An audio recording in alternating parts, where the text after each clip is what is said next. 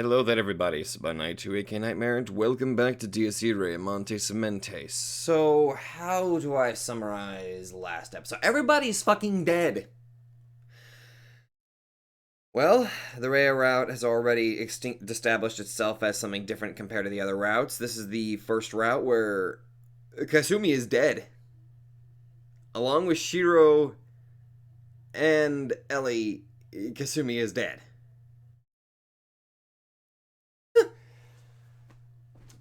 I'm just, okay, fine. And Wilhelm killed him.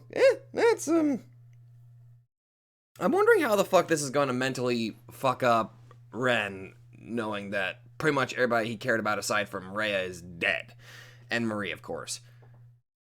I'm just, this is going to be interesting to say the least. What had been the cause of it all? Discontent knew no boundaries. No man throughout history would ever claim that he desired nothing from life, or that he felt blissfully content with his status quo. For such was the nature of the human race. Oh, on another thing, we actually got to see Trifa break down, and damn, it was surprisingly hard to sit through that too. Step after step, pressing ever onward. It was that very greed and insatiable curiosity that defined the history and legacy of man. Oh, one more thing that I know I'm interrupting here again. I just remembered another thing.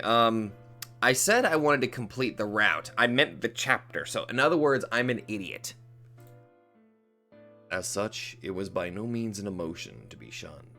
If there was no greed to drive men forward, they would have most likely remained as monkeys, inhabiting uncultivated forests for all eternity. As such, Rusalka would not deny the concept. One could not pry unfairness, discontent, terror, and hunger from a world fashioned by mankind. Without these, men would simply be unable to sustain themselves. She knew that. She knew that better than anyone. She understood both herself and the nature of men. And she thought she had already made peace with the fact. At times, however, she allowed her thoughts to wander. Onwards and onwards, higher and higher, beyond where the eye could see. It was the ambition and crystallized greed of mankind, the power that made them soar, the power that bestowed upon them wings, aspiration, and invention. A prayer of bliss and positive energy. Yet men were not strong creatures, or rather all of them concealed darkness within their hearts. Like two sides of a coin, a positive surface would always conceal a negative underbelly. In short,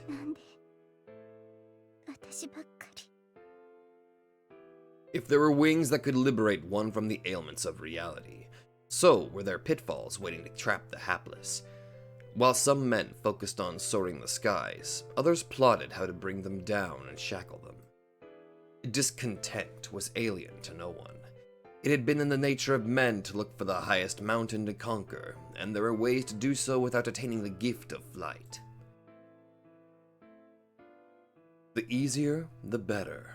Another manifestation of mankind's greed, and a notion that gave birth to their hunger.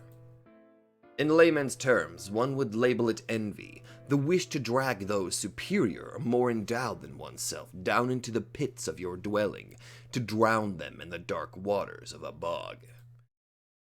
That would fill those below with the illusion that they were in a way equal or even superior to those above. 'Twas the easiest way to make oneself feel grand, while also avoiding the troublesome labor of learning how to fly. It was but another primal instinct of man. It might not have had the power to give birth to anything, but it could alleviate fear. It was quite a natural thing to possess. Indeed, hindering those ahead of you was all part of being human. And so, even a being of the lowest of castes held the power to be an architect of cheap tragedies. Oh? Are we actually getting a glimpse into Rusalka's... The village in question was located deep in the mountains, in a rural area like any other.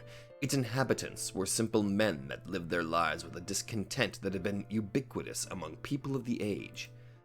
A community of farmers, as ignorant as they were poor, who worried more about how the weather would shift the next day than mastering the art of reading and writing. In short, the kind of isolated rural community one could find anywhere. Depending on the viewpoint, they were members of the bottom layer of global society, maintaining their stability only because they had never been exposed to those better than themselves, those that could fly.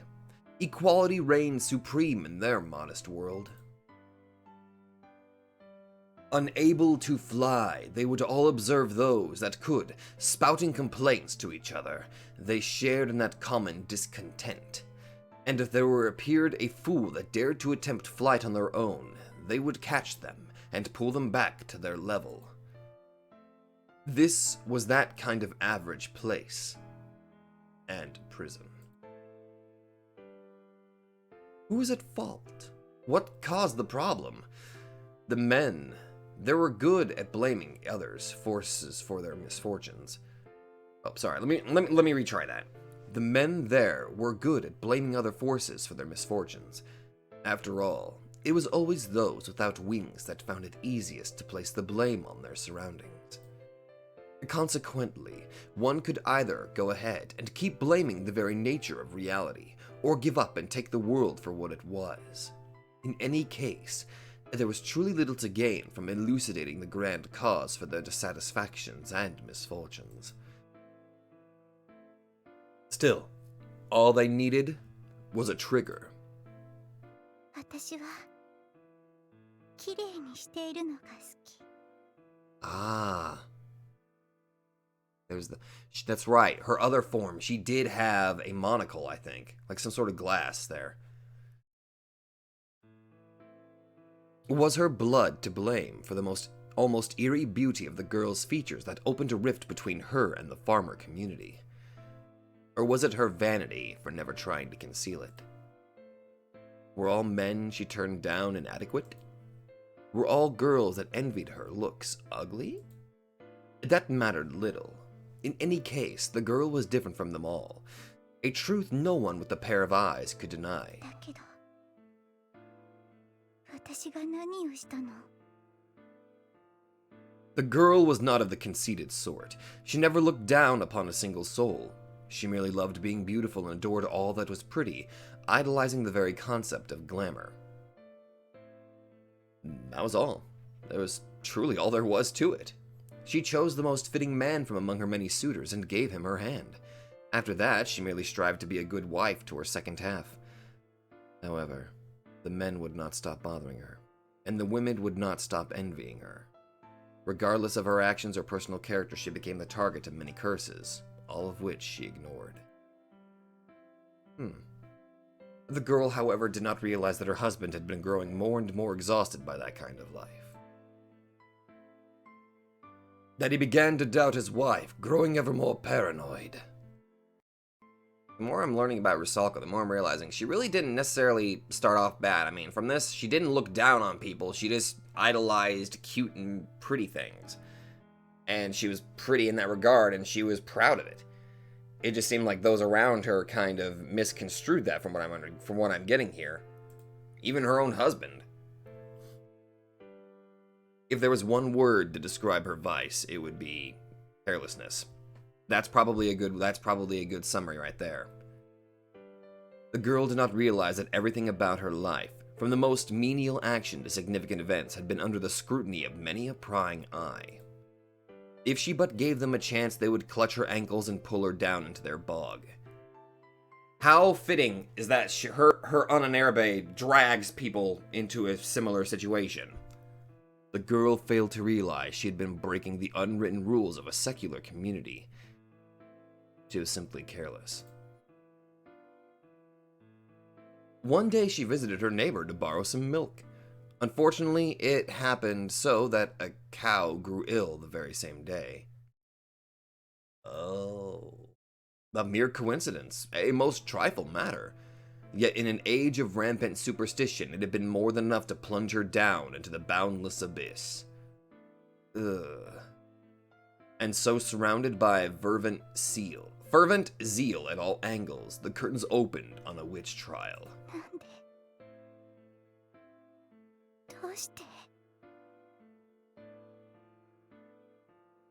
The faces of those women, contorted by joy, ended up permanently engraved in her mind. And the smiles of the men, twisted in derisive, self-satisfied half-moons, pierced her heart. And most of all, the face of the man she had pledged her life to. The face that used to whisper love in her ear with an embarrassed smile had been relaxed in relief as it witnessed her peril, almost as if a great weight had been lifted from her husband's shoulders. It was precisely then that Anna Maria Schwaglin finally understood the nature of the human soul. That was it. Obsequious, petty, dirty cowards. Mankind amounted to little more than that. In that case, what point was there in her preserving her own virtuousness? あるわけがそうあるわけがない。 Hello, distorted Mercurius! What awaited her after the arrest was but a farce. The men tore her clothes off with an excuse of searching for a mark of the witch, and raped her for the rest of the day. Ultimately, the wound she sustained while being violated had been labeled as proof of her covenant with the Sabbatic goat, Baphomet. She conveniently fit into a narrative of their making. 彼らは素直で実直だ。少なくとも数日前の君よりかは人生の何たるかをわきまえているのだろうよ。 Still no excuse, those people should have been crushed to death. As she spent her last days before execution in a dark cell, a man calling himself a priest came to visit and listen to her sins. He looked down upon the filthy, desperate, and rage-maddened witch. 今の君がそうであるように。 He smiled at her, or at least she thought he did. 汚れた君は美しいよ、魔女殿。 She did not know why, but she had trouble remembering both the voice and the face of the speaker. It was almost as if she had been talking to a shadow behind a curtain. A certain thicker than any she'd ever seen. Oh, I'm sorry, God damn it. A curtain thicker than any she had seen. I'm sorry, it's a certain thicker. A wall so high and sturdy it exceeded what the human mind could conceive. The girl might have been overcome by the same sensation as an ant would have been if it tried and failed to make out the contours of men looming above it. A devil? An angel? No, that couldn't be. Yet, what else? Unfazed by the girl's stupor, the shadow continued its speech. 汝ただ思うままに不浄たれ。純潔など無双に過ぎぬ。汚れよ、さすれば開かれん。世はいついかなる時も行動の選択により転換する。 You know what? I'm kind of glad that this novel has actually decent or really well written villains. Like, I don't know. I'm kind of one of those people that enjoy a villain that has like motives. Like, you hear like how they turned out the way they did. They're not just evil because evil, herpader. Like, I still don't know enough about Wilhelm's past, which I'm guessing I'm going to be able to learn more about that in an interview with Kazik Lubey. But, like, I don't know. I like villains that are three-dimensional, you know what I mean? I don't know. 座り込み守ったままでは何を知ることもなすこともできない。 The man went on in a soliloquy, seemingly expecting neither an answer nor comprehension. He weaved words merely because he enjoyed the sound of his own voice. That's sort of that summarizes freaking Mercurius. Sorry. That just seemed a bit too fitting. That trait was the only thing that engraved itself upon the girl's mind, remaining fresh in her memories. Indeed, for no man would attempt to maintain a conversation with an ant. 何事にも分相というものがある。おでに生まれたことを自覚して、輝けるものをその沼に引きずり込むのを悪いとは思わない。人とはそういうものだろう。落ちた気分はどうかね、魔女殿。なかなかに心地よかろう。天の星もあれば、地の星もある。ならば君は知性として汚れの輝きをまとえばよい。横並び手を取れとは言わん。他者の光を散奪し汚す影の女王がそうだ。こうして一度落ちた以上、天の星にはなれぬからね。The girl could not understand what the man had been saying, nor was she trying to. One thing she realized, however, was that the strange shadow was trying to guide her way. That he was attempting to turn her blurry existence into something concrete. And that it was merely a whim on his part. A little game for his own amusement. For incessant boredom tortured the man, and in the rarest of times he would descend upon the earth in hopes of abating it. Therefore, あなた全員殺したわね。さて、ただおでいがここに流れ込んではきているようだ。the girl could see blood dripping from the ceiling behind the shade, and understood that all men responsible for her torture had been plunged down into the depths of hell ahead of her. The torturers, the executioner, even the clerics died with the hollow prayer on their lips. They all drowned in a pool of their own blood. And this was the very bottom of that bog of defilement. どうされるね、魔女殿。The man's shadow flickered. この沼に沈んで終わるか。Would she choke on the blood filling her cell, and end her life as merely another wretched woman? それとも Her mind had already been made. 選択を迫ろう。君はどうする？私は Wallow in filth, and all doors shalt be open to thee.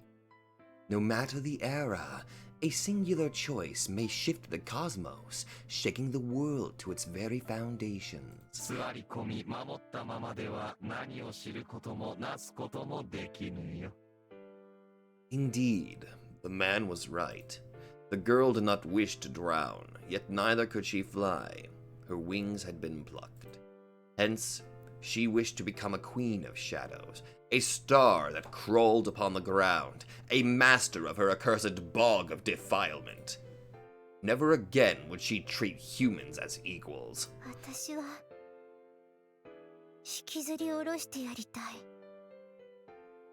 And hell, I don't blame you for feeling that way, really. Considering the shit that you went through, fuck, man, I'm not even surprised by that. That was exactly the fate she suffered, and so she would return the favor in kind. All men and women, without exception, would meet their end at her hands. 私は綺麗なものが好きだから。 She wished to seize the sparkling stars and tear them down from the sky. She wished for all that shined to sink into the depths of her swamp. 頂上。 After all, a shade now stood before her eyes, a being at the very top, no doubt. One day she would. あなたみたいになりたい。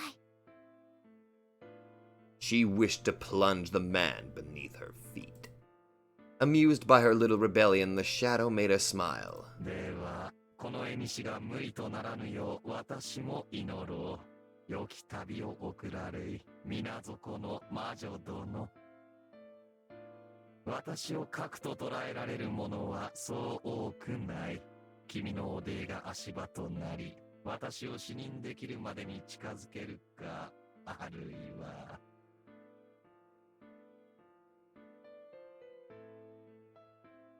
That was all she could remember of the man. Bloody. Moments later, her cell was washed away by a torrent of blood, and once she regained consciousness outside and free, the strange shadow was no longer anywhere in sight. Overcome by undulated joy, she returned to her home village, massacring everyone in sight, a bog of defilement following her every step. The women that laughed at her, the men that tortured her, even her own husband. She claimed them all. Don't worry. Don't be afraid. Everything's going to be all right. We'll all be together for all eternity. She would place them all in a two-dimensional plane, her shadow granting them the equality they so cherished. And so they would be together for all eternity. She would drag everyone down to her level, drown them all. It was exactly what they wanted themselves. After all, they did the exact same thing to her. So from now on, they could protect her for an eternity.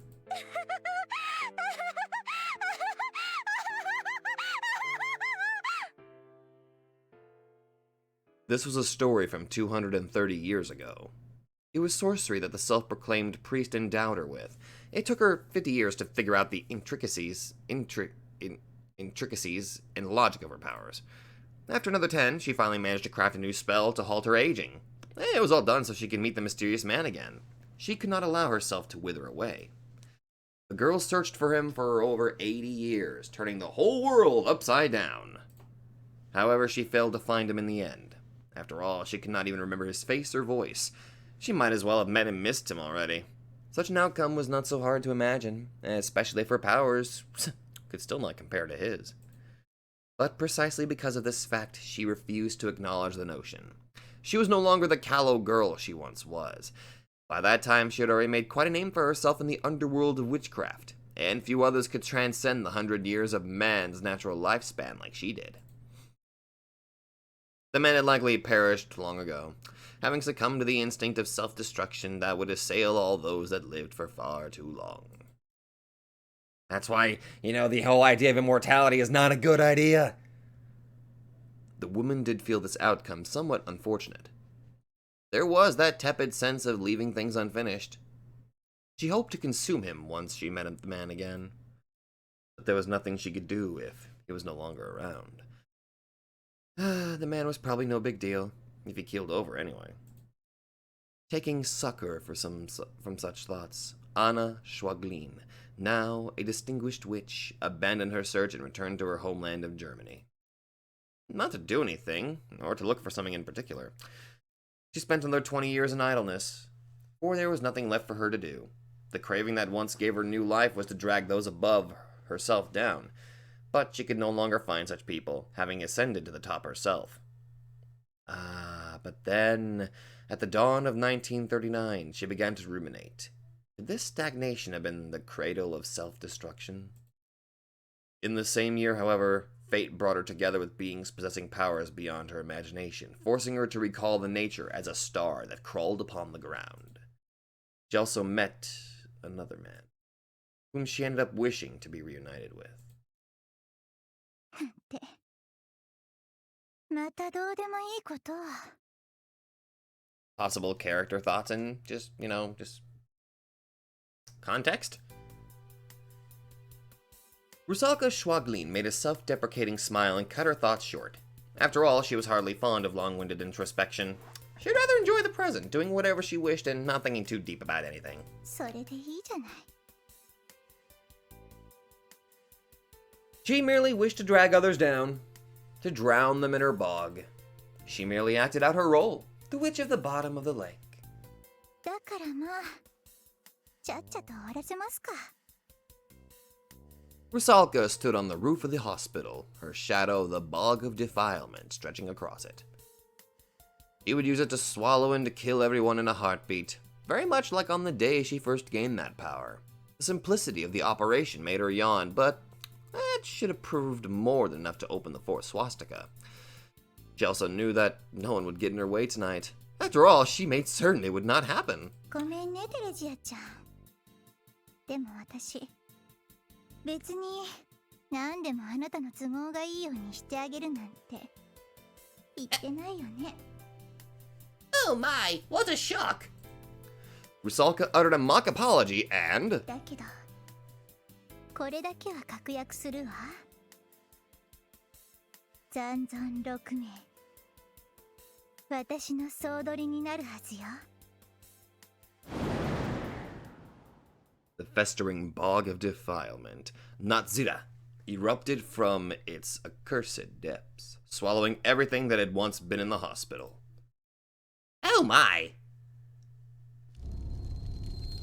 Chapter 9 Nanamnia Postuma Omni... Nom nom, that's what I shall refer to this one. One day before that event. さようなら、先輩。さようなら藤井君。 Oh, now we're back over here. Despite what had been said, we couldn't move an inch. A dozen or so minutes passed, although it felt both a lot longer and almost an instant on my biological clock. Unable to look each other in the eye, we stared at the twilight outside the window. Day gave way to night, and as the tower began lighting up, a change dispelled the stagnant mood. Himuro faltered and collapsed to the floor. I started towards her, reaching out when I felt it myself. It was as if invisible fireworks exploded in front of my eyes, a soundless thunder, if you will. At the same time, I was assaulted by terrible sickness as pain flared in my neck. 嘘。 Himuro shuddered in my arms. どうして違う。これじゃそんな。まさか。This terrible feeling. Could it have been? ごめん藤井君。ごめんなさい。私のせいだ。まだ今日は大丈夫だって勝手に安心しちゃってた。3番目が開いちゃったよ。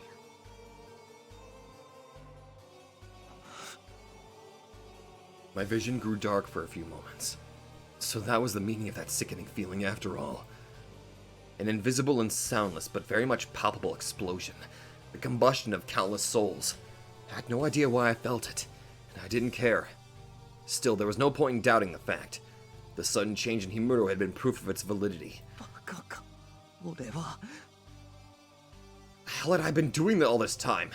I should have been able to predict that something like this would happen. 藤井君は悪くないよ。 Himuro forced an apology through heavy breaths, but all I could do was freeze in amazement at my own incompetence. 私が君に会いたいって言ったんだもん。藤井君は一人しかいないのに私のところに来させたんだもん。君なら絶対来てくれるって思ってた。そして実際来てくれた。それがちょっと嬉しくて、すごく幸せで。かわいそうな私のこと無視できない君の優しさ。 You もて can't 遊んじゃったよ。 freaking blame yourself on this, dude. けど。 I tried to protest, but I couldn't find the words. I couldn't in good conscience claim that I came to meet her of my own choice, and I didn't want to acknowledge that the feelings that made me wish to see her again were a mistake. But what should I have done? I had but one body. I couldn't chase after two hares at the same time. Rusalka told me so herself. Was there a certain choice, a better choice, that I missed today? 藤井君は悪くない。君には選べる道なんかなかったよ。そういう性格なんだから。 Himuro, most likely having read my thoughts from my expression, addressed me in a faltering voice, her own shoulders trembling with every word. だからこれは私のせい。君をちょっとの間独占したいって思ったから、その代償は払わなくちゃいけない。わがままを言う穴埋めは私がしなきゃいけなかったの。 She had to seal all the possible dangers that would have resulted from her meeting and spending this surreal moment together with me. She believed this outcome to be her own responsibility, that it was her duty to make up for her selfishness. 私は君に傷ついてほしくないし、生きててほしいよ。関わってほしくないから、藤井君の出番を奪うつもりで、奪おうとして。でも、だからって他はどうでもいいと思ってるわけじゃなくて。It is weird hearing Rhea speak in this type of voice. せめて、今夜は何も起きないように、やれるだけのことをやったつもりだったけど。Like, you can tell there's a difference in the tone of the voice this time. There's a very clear difference. Like the veil that she'd been using for her normal self is just gone right now. ごめん。うまくいかなかったよ。じゃあ、誰が Who opened the damn thing? And where? It sounded like Himuro managed to somehow halt their activities for the night. As proof, Rusalka did certainly seem uninterested in fighting me today. And was it Sakurai? Wilhelm? Or did Rusalka go somewhere else while we weren't looking?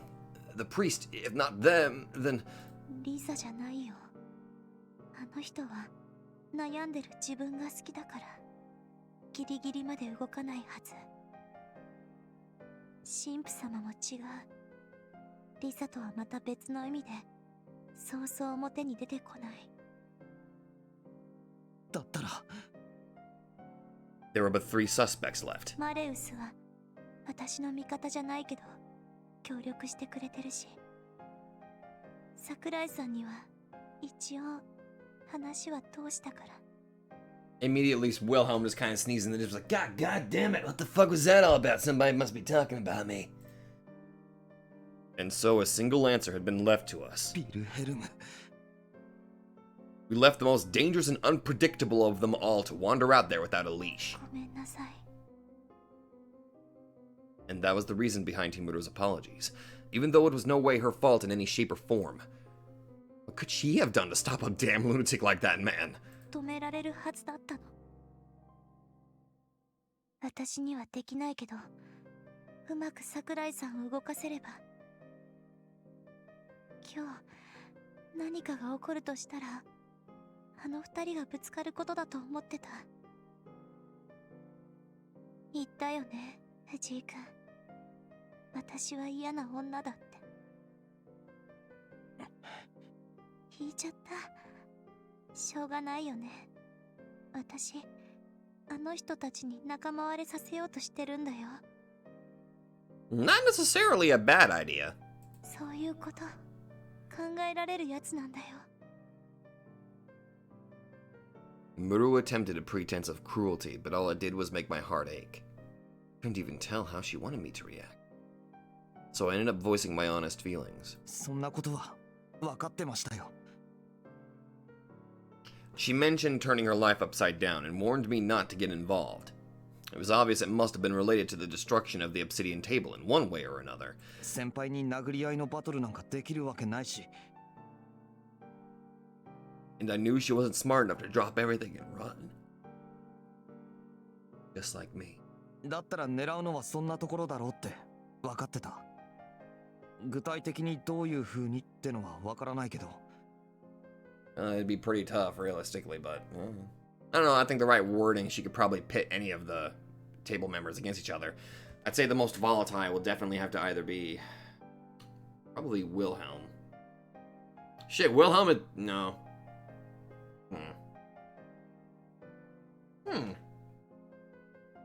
Fuck, I don't know. But I could tell that she had been scheming something at least. 実際、私にしかできないことなんだよね。あの人たちは何があっても私のことは殺せない。だから一番無茶ができるのは私なの。藤井君より絶対うまくやれるって。Yet, it was but foolish presumptuousness. Himuro made a self-deprecating smile and shook her head. いきなり失敗しといてお話にならないよね。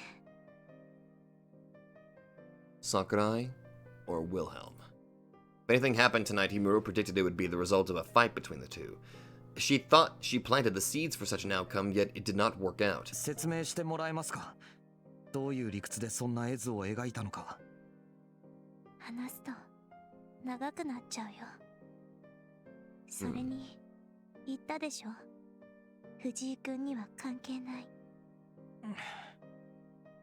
Never seen a more stubborn woman in my life. 君だっていろいろ分かったら自分で勝手に何とかしようとしちゃうでしょ。得意だもんね、そういうスタンドプレー。 I'm the freaking main character. I'm gonna have a grandstand play, goddammit. 今の先輩に言われたくない。ごめん。でもこれも言ったよね。私のわがままなんだから融通聞かせられないよ。でも失敗したんだろ。まだ一回だけだもん。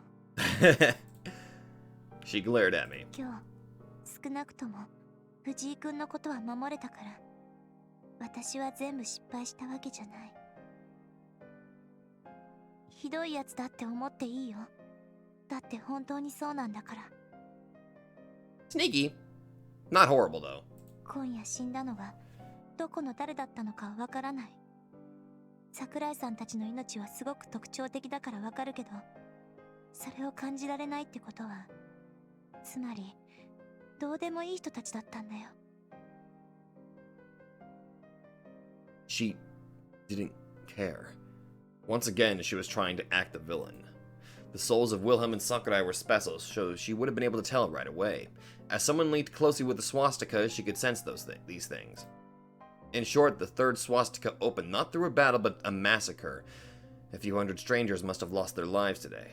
そんな人たちの命より君の安全の方が大事だよ。これくらいの失敗じゃ諦めない。だから藤井君に何も教えてなんかあげない。 Well, see, now that's just rude. I just about had enough of hearing her spout such things. ぶたないの。 My raised arm froze as if glued to the air. 最低だ。Couldn't believe I actually felt shocked at her obviously deliberate attempt at making me hate her. How was I doing, forcing her to say things like that? 俺も先輩もこれが人生最後ってわけじゃないんだよ。We were supposed to have years, decades ahead of us. I couldn't cast my possible future with her aside.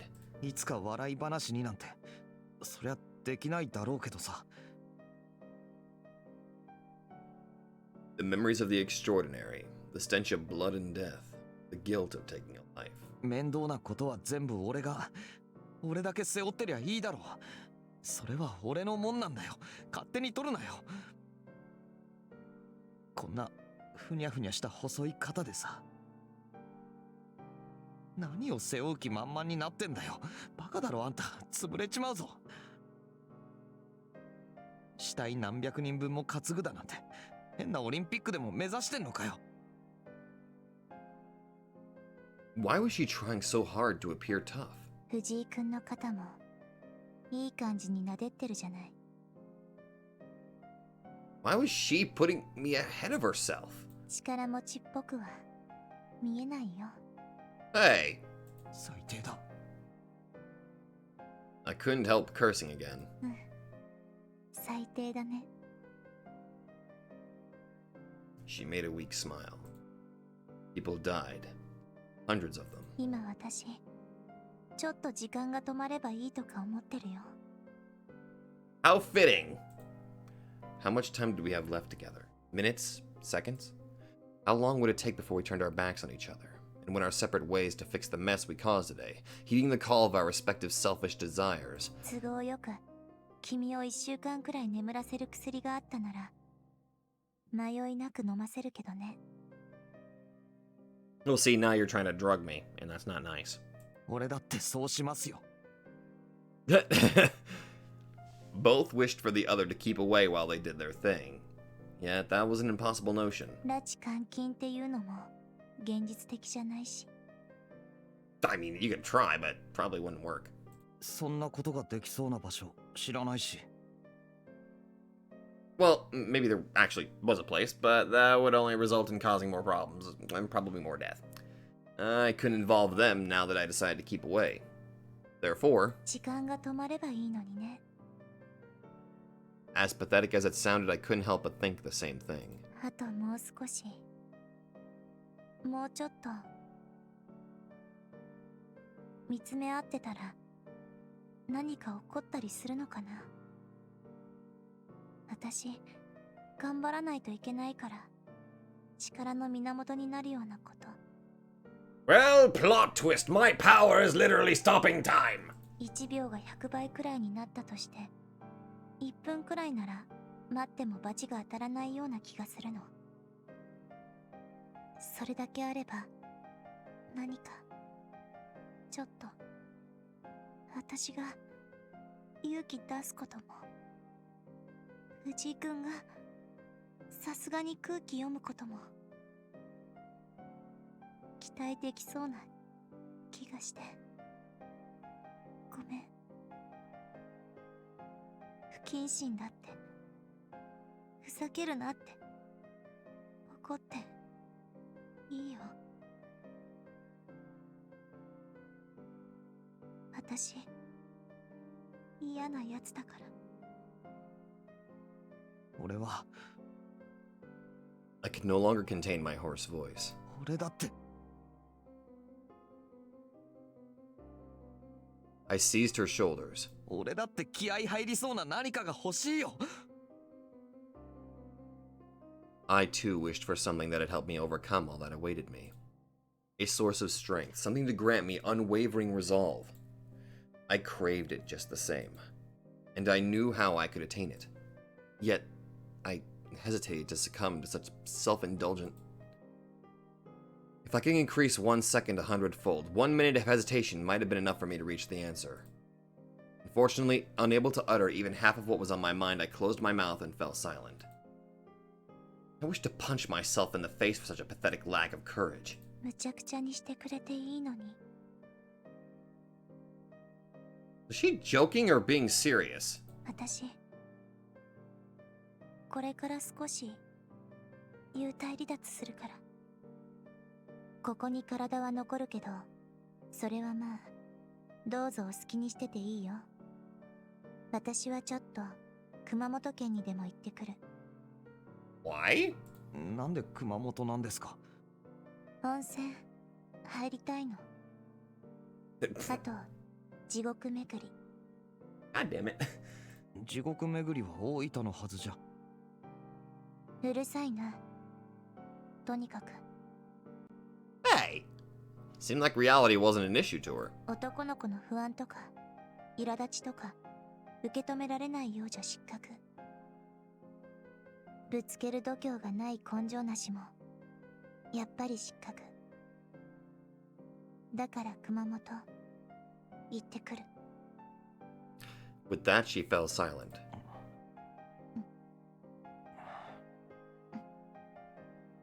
Well, her soul might have been flying above Mount Osu right about now. It's probably the heat that made her flesh crimson and begin shivering. Or perhaps she was already at the hot springs? いいですね、熊本。全部終わったらみんなで一緒に行きますか。 It'd be like a little field trip. I wanted to believe we had a future like that waiting for us. I vowed to make it happen. And to give form to my oath, I leaned toward her lips. 嫌だよ。その他大勢邪魔者はいらない。熊本行ってたんじゃないんすか？ Her eyes flared open right when my lips were about to touch hers. We stared at each other, frozen in place. Oh, Marie's voice reverberated across the room. 何？ Oh boy, what the hell you just walked right into? Now it was time for all three of us to freeze in place. Surprisingly, it was Marie who got a hold of herself first. そのごめん、別に邪魔しようとしたわけじゃないんだけど。 I couldn't believe she'd figured out everything that had been happening, as well as what her own action had caused. Just from seeing us like this, it transcended strange, and was by now abnormal. Although my intuition told me that I'd forgot this dilemma the instant I'd hear what she had to say. あのね、どうしよう。私 Her shoulders trembled as she gasped for air. Not knowing how to use an elevator, she probably used the stairs to get. Oh my god. Oh my god, you poor girl. Why haven't we told you about elevators? That was enough to tell me that something extraordinary, something that warranted her panic, had happened. ごめんなさい。ねえ、私が悪いの。私のせいだ。何が？ I could feel my body growing cold as ice, yet my fingers were trembling and my heart jackhammered like crazy. まさか。 Both Himuro and I sensed and were accordingly shocked by what happened in the town tonight.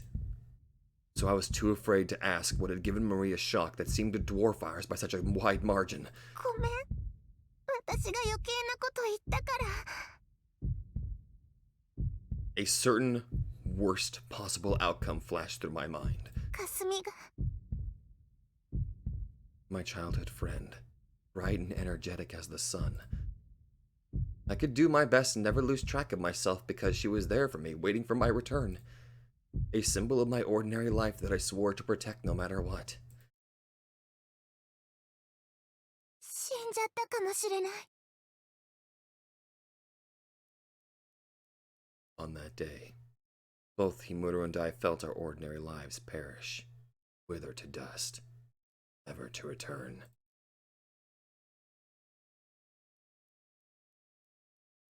All that happened yesterday.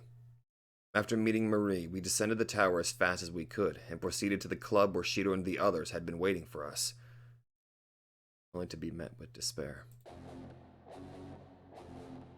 Not a soul remained, not a single survivor. We found no bodies, witnessed no murder, and spotted no culprit. Yet we could tell that the swastika under the club had come alive, and that hundreds must have perished to make it happen. We found traces of blood in the hall and in the corridors, but given the number of people that must have been killed there tonight, it was far from enough. In short, we could safely assume that their bodies were consumed, that whoever attacked them, most likely Wilhelm, sucked their blood dry. I couldn't find it within myself to acknowledge such a terrible reality, and spent the whole night turning the club upside down looking for survivors. Shiro, Honjo, and Kasumi might have only been hiding after all.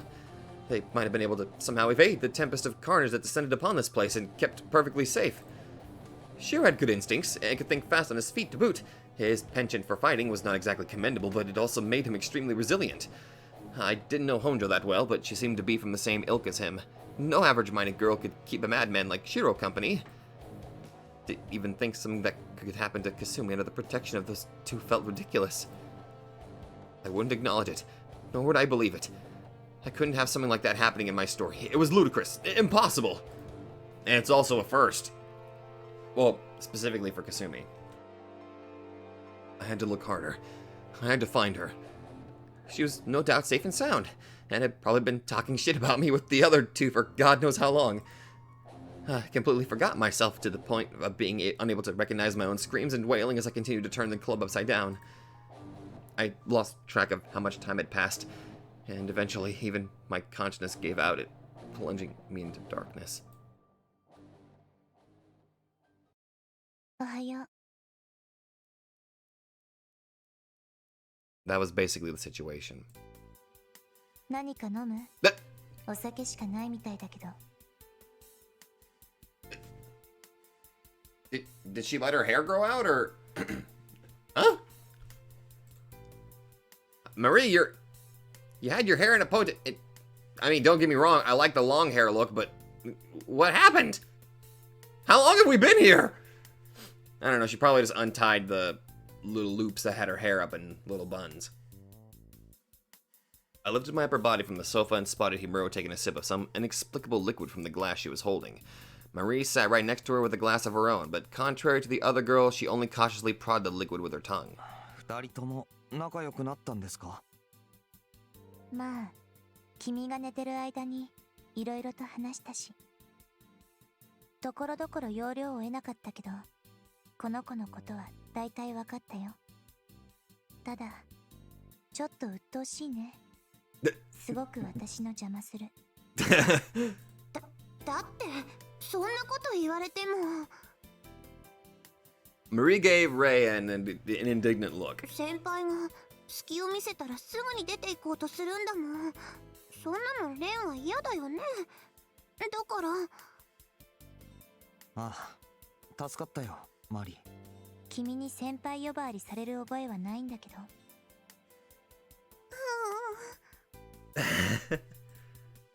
Pierced by Himuro's livid stare, Marie shrank back. It seemed like she decided to concentrate on her drink, still failing to take a proper sip of it. Himuro regarded her for a few moments before letting out a sigh. 一応言っておくけど藤井君、私は別に八つ当たりしてるわけじゃないよ。この子が私を止めようとするのは100歩譲るとしても、止め方がめちゃくちゃ。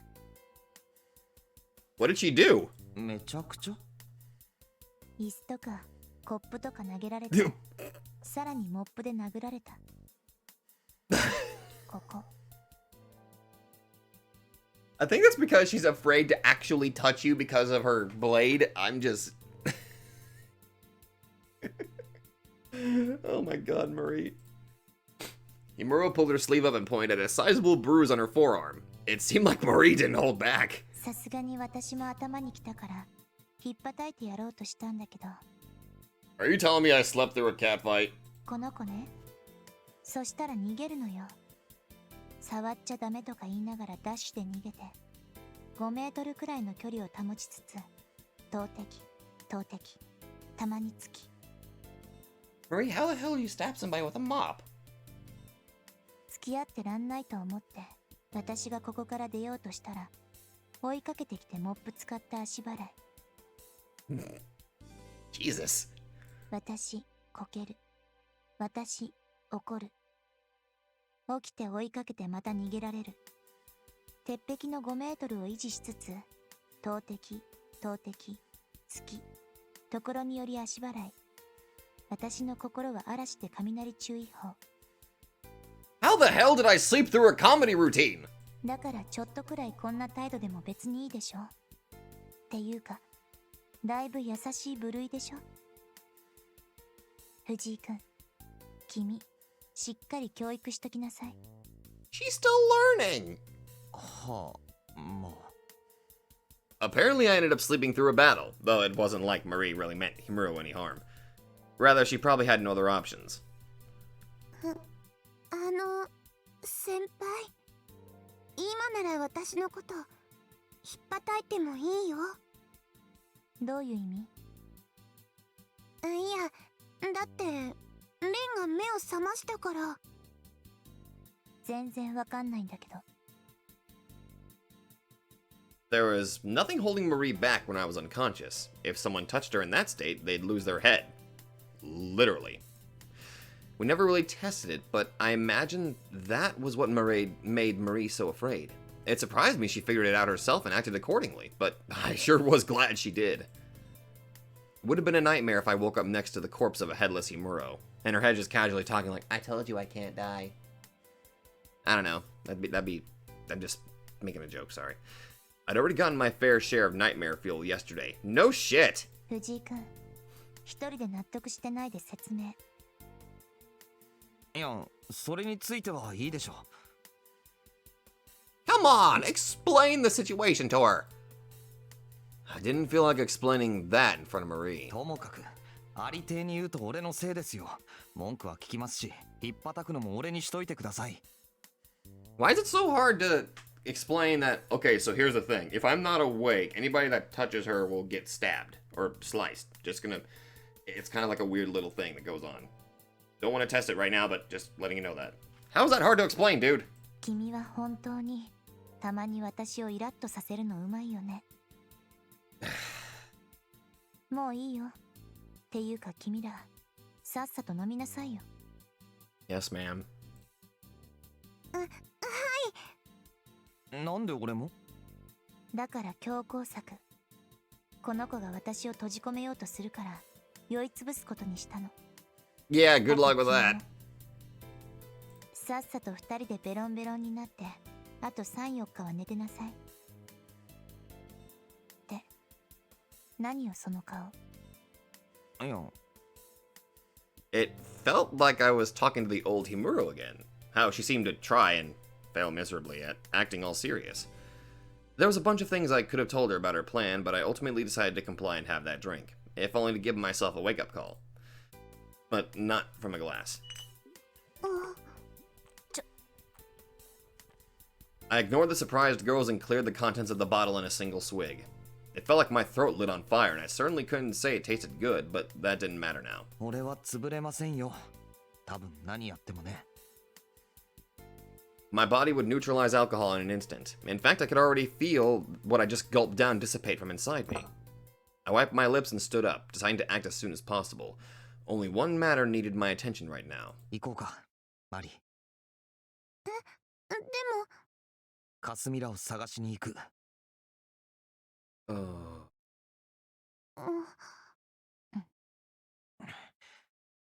だよ。God damn it, don't give me the silent treatment. Oh, whoops, that was an accident. It was hurting, tormenting, and outright pissing me off. あいつの死体なんかどこにもないだろう。I couldn't help raising my voice. そんなもんは見てないんだ。見てないってことはないってことなんだよ。ないってことは違うってことじゃねえのか。He refuses to acknowledge the possibility of their death, dear lord. In short, they were alive. They had to be. 俺は絶対信じない。見てもないんだ。何をどう諦めるんだよ。そんな理屈100万回でも論破してやるっていうか言葉も必要ない。You know, this is the kind of reaction that I expected. It's... yeah. あいつら見つけて捕まえて確認すりゃそれで終わりだ。こんなとこでバカさらしてるよりずっと現実的だろ。だからなあ。Please don't look away from me. What the hell is with those I don't know what to say faces? くそ。Unable to contain my anger, I kicked the table, sending it flying all the way to the other end of the room like it was made from styrofoam. An action about as ridiculous as this whole situation. And seeing the two shudder at my outburst made it even more unbearable. What was I doing, scaring girls like that? ごめん。I didn't want apologies. ごめんなさい。On earth did they look like they were blaming themselves? 私がつまんないわがまま言ったから。私がかすみに優越感なんか持ったから。None of that mattered. It was I who made the choice. I brought this on us all.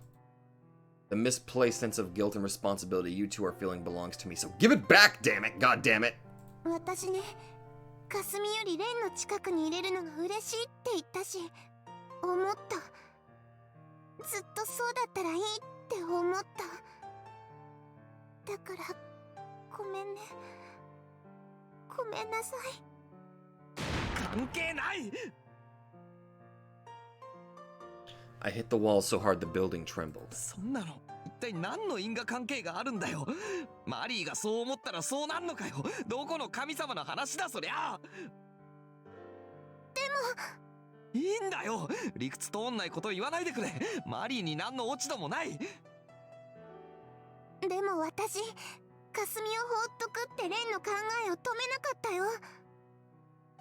最初は止めようとしたくせに途中でずるいこと考えてすぐに意見引っ込めちゃったよ。それは Was that her fault?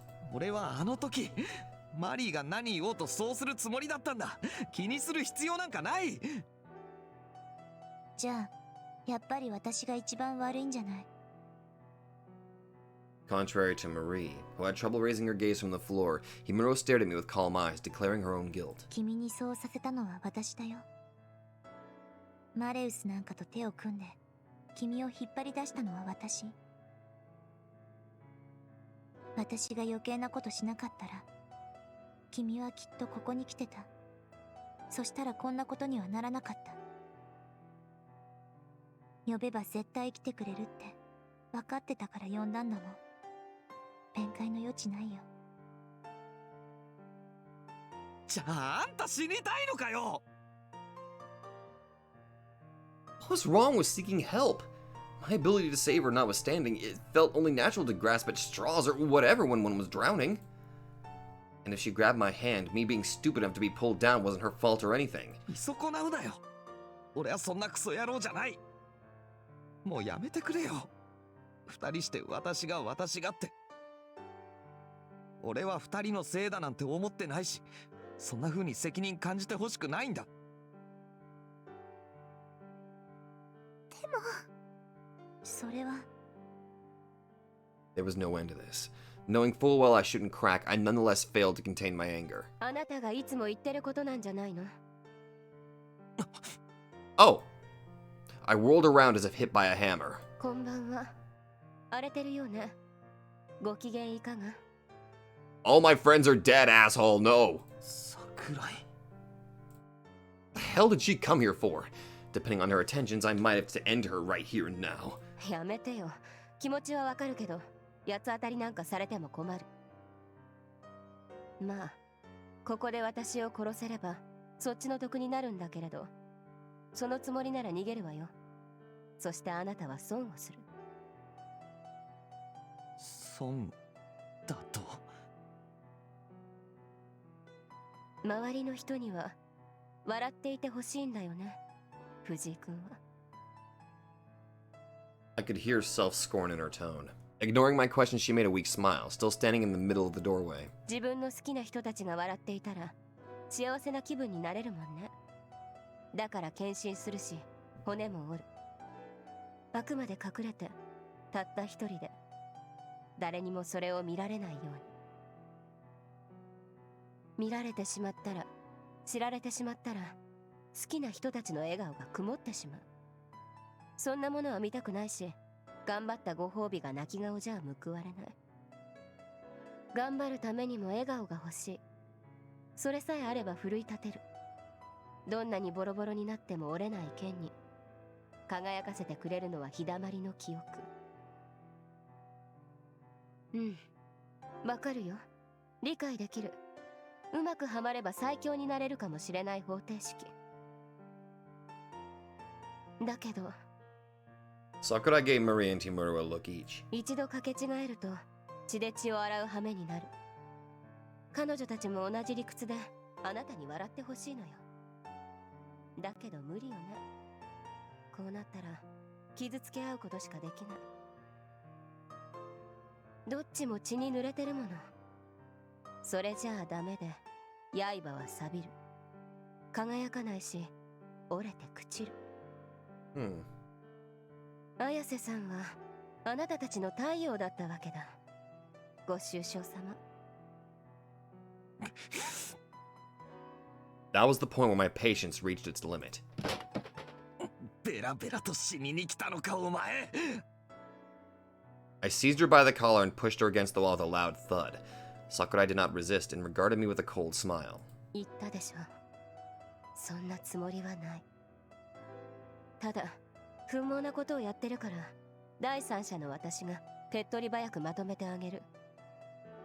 単に責任の所在をはっきりさせておきたいんでしょ。なのに、3人とも譲らないから、面倒なことになってるのよ。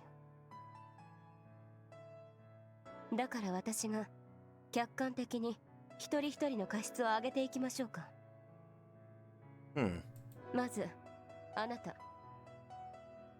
Sakurai's eyes darted to Marie. さっきあなたが言ってたことには嘘がある。本当は怖かったんでしょ？彼に嫌われるのが。氷室先輩に会いたがっている彼を止めて、面倒な女だと思われるのが怖かった。だから理解のあるふりをして、今も本音をごまかしている。その臆病さ、ちゃんと気持ちをぶつけられない接触の下手さがあなたの過失。そんな。そして Now she turned to Himuro. This is interesting.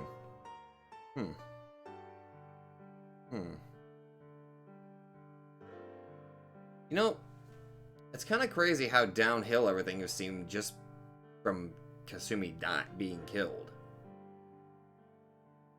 Jesus.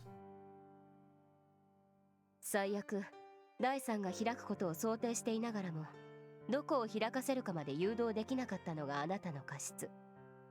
ロシアンルーレットで弾かれるどこかに、誰かが運悪くいるかもしれない可能性を考慮していなかった。ここのユサ君、彼がベイに狙われているのを知らなかった以上しょうがなくはありますが、それでも詰めが甘かったことに変わりはない。あと、私はあなたが思ってるほど単純バカじゃありませんよ。賢くはないと自覚はしていますけどね。 Right. それから、 Ignoring the two speechless girls, Sakurai now turned to me and pierced me with the bluntest of stares. あなた方向音痴でしょ。どうせ藤井君のことだからマレウスからスワスチカの場所を聞き出したと思うけど、そこにここは入ってなかった。違う？ I had no words. She was right on the mark. あいつのことは信用できない。ええ、その通りよ。あんなの信用したらバカを見る。だから疑っていたはずなのにね。Yeah. どこか、ここ以外のどこかをフェイクとしてあげられたとき、頭の中で地図を思い描かなかった。だから方向音痴だって言ってるのよ。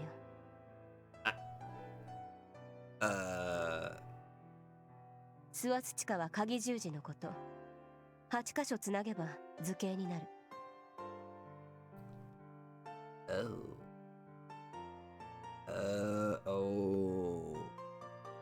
頭の地図が正確だったら虚実はすぐ割れたのにね。それがあなたの過失。反論は？ No. He was absolutely right. Indeed, Rusalka never mentioned the club when I asked her about the swastika locations. I had more than enough information to see through her lie, but I didn't. I had no excuse for my failure, so I had no choice but to remain silent. 話してくれる？ And so, that truth, along with Sakurai's ice-cold voice, soothed my anger and I released my hold. けど、 There was still one thing that bothered me. なんでルサルカはそんなことをしたんだ？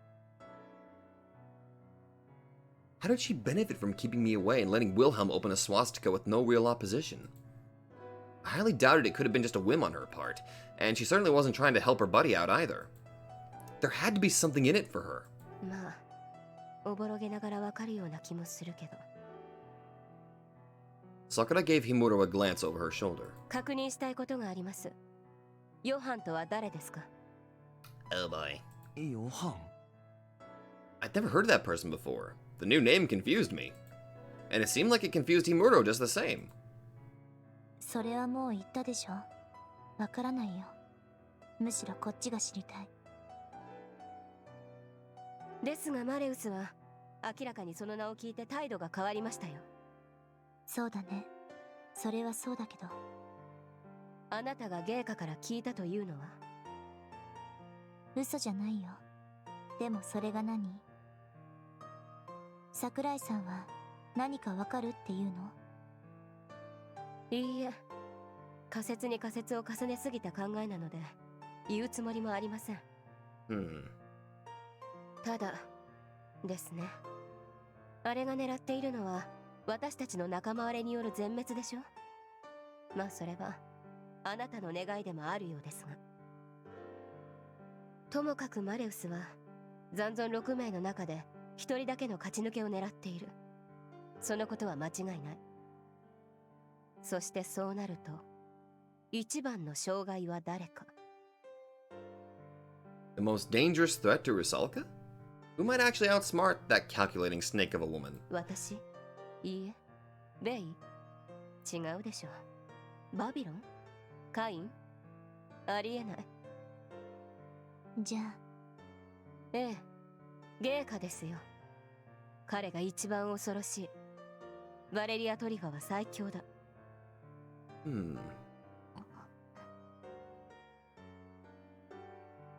I couldn't find an opening to enter their conversation, and neither could Marie. Both of us regarded the two in silence. But if I wasn't mistaken, Sakurai claimed that yesterday's events were all orchestrated by Rusalka solely in an attempt to outwit Father Trifa. これは勘ですが、おそらく半ば終わっていますよ。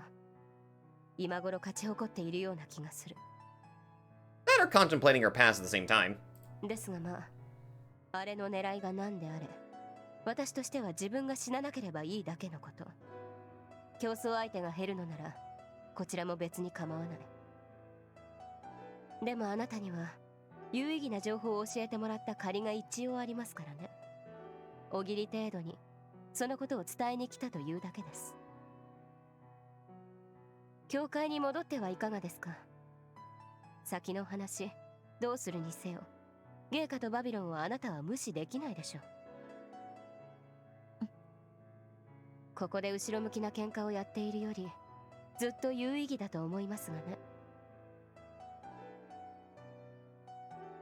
Murdo hesitated for a few moments, but eventually, そうだね。 she nodded, declaring that she'd return to the church. Marie considered her with worried eyes. いいの？よくはないけど、止められないだろ。She had things she wished to do, and so did I. There was nothing I could do about it if I couldn't keep her with myself. Things might escalate to another fight unless I chose my words carefully, so I did my best to calm myself down before addressing her. Not like I could really do that, but I at least tried to prevent the boiling emotions whirling within me from showing on my face. Not to mention my priorities hadn't really changed from what I declared a while back. それから藤井君。 What? ああ、わかってるよ。I didn't know the details, but it seemed like Kimuro shared some sort of information with Sakurai, which might have helped her predict what would happen. 友達の生死を確かめるのに一番手っ取り早い方法を試す気なんでしょ。 Maybe. 当たり前だ。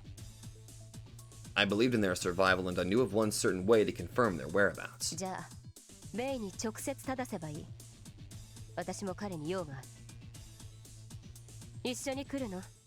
来ないの？どっち？ Her mind had already been made. Oh boy!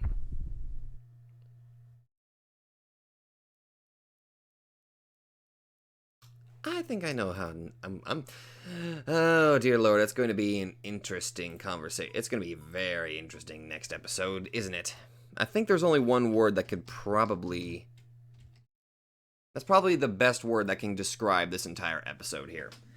Okay, so I got to see Ren at a very low point because he is not one to accept the possibility that Ren does not want to accept the possibility that Kasumi, Shido, and Honjo are dead. Specifically, I would imagine Kasumi, because Sakurai kind of put it in a... She described it pretty darn well, that Kasumi was a light for them, or the sun for them.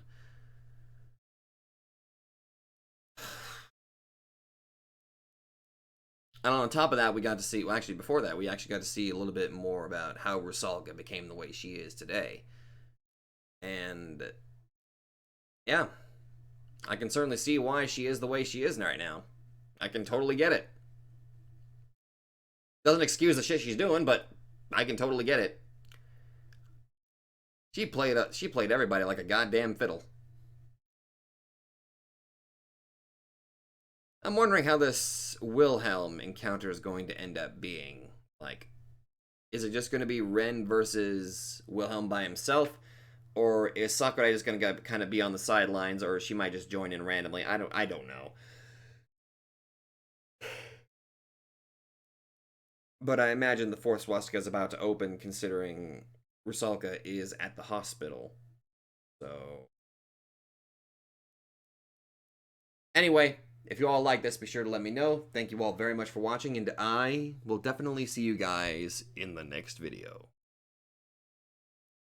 Hello there everybody, Sabato92 here, and if you like this video, be sure to let me know in the comments down below. And hey, if you guys like my content, then maybe you'd like to check out another channel who I think deserves equal attention. So click that nightmare emblem and check out that channel, or go to the links in the description down below. Once again, thank you, and I'll see you guys in the next video.